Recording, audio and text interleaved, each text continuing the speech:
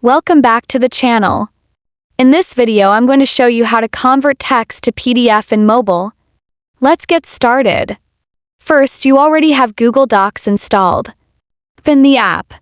For this tutorial, I'm going to start fresh. Tap the plus icon in the bottom right corner and select New Document.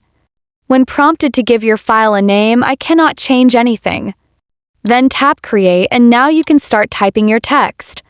I'm going to enter some random text here just to demonstrate, but of course you'll want to type your own content or paste it from another document.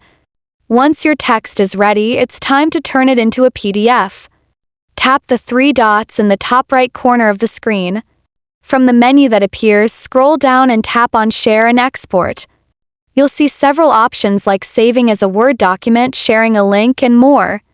To do that, tap on Print. This will take you to the printing page. Now, instead of actually printing, tap the Share icon. In the menu that appears, scroll down and select Save to Files.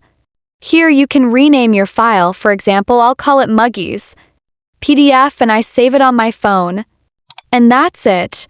If you found this tutorial helpful, make sure to give this video a thumbs up, subscribe to the channel, and turn on all notifications so you never miss future tips and tricks like this.